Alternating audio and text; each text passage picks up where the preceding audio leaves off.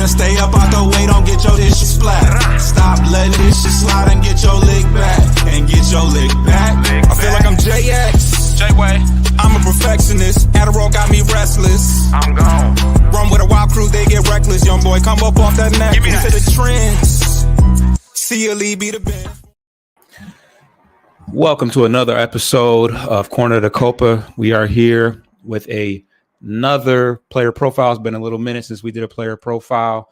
We're ramping up for the end of the regular season, just like the Tigers are. So we got a couple more for you. I'm going to let Coach take it away, though. Thanks, Foster. Yep.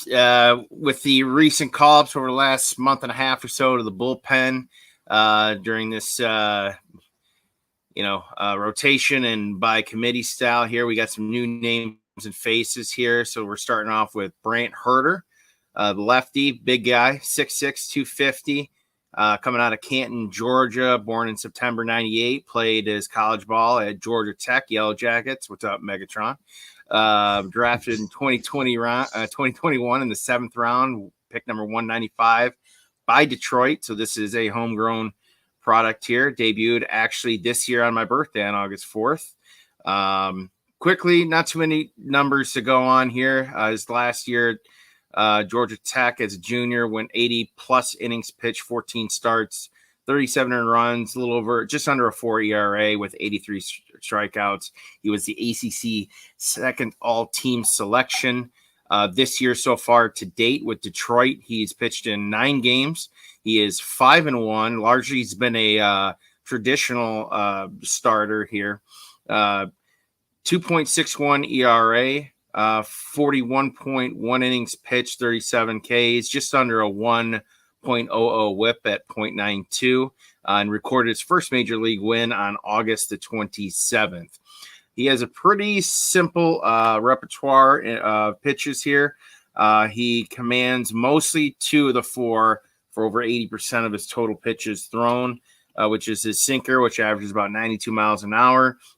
A little bit above league average for a lefty there. He throws that 51% of the time with a nice 83 mile an hour sweeper for 30% of his pitches. And then he will sprinkle in about an 80 mile an hour average changeup at 11%. And on occasion, he will throw a 4-seam, which averages right around 92 miles per hour.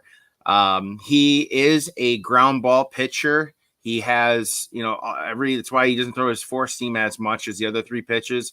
All of them have vertical and horizontal movement for the most part.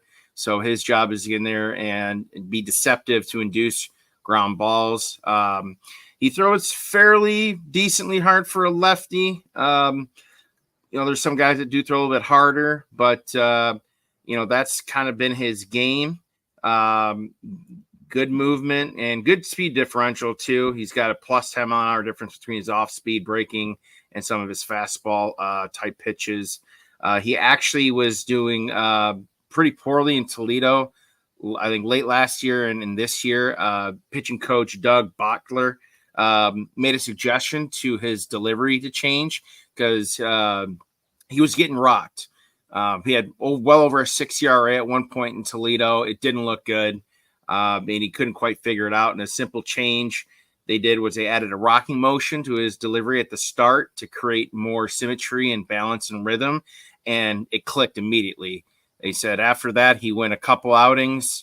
I don't even think he gave up an earned run or 2, if one at most. And then shortly after that, we called him up because of his quick change and improvement. Bochtler was quoted saying that he was struggling to repeat his delivery. So it was, off time, off balance. And, it can get to a pitcher when your rhythm and timing is not flush or to your liking. He goes on to say he had no rhythm. His pitch counts were getting bloated and opposing pitchers were starting to feast on some of the more predictable pitches down in AAA.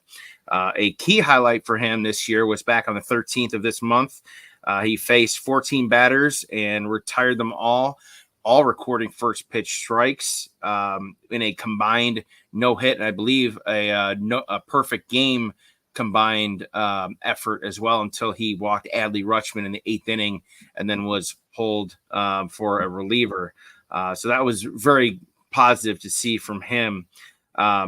Noting on some of his pitch categories here, because he doesn't qualify for the run value for Savant StatCast on some of the run value markers that they give, just because he's been up for very little time. But his expected ERA is ranked A+ excellent at 2.42. His expected batting average also excellent at only 211. Chase percentage is average, just above average at 30%. The thing with this is his whiff rate is very low, but he gets guys to chase to induce those ground balls or weak fly ball pop-ups to get the majority of his outs. So not necessarily a true power pitcher looking for Ks, ground ball guy. His walk percentage is also A+ excellent. Only 3.7% of the time is he issuing walks. Barrel percentage for the batters also A+ excellent. Only 5.1% of the time are these batters getting the sweet spot on the ball.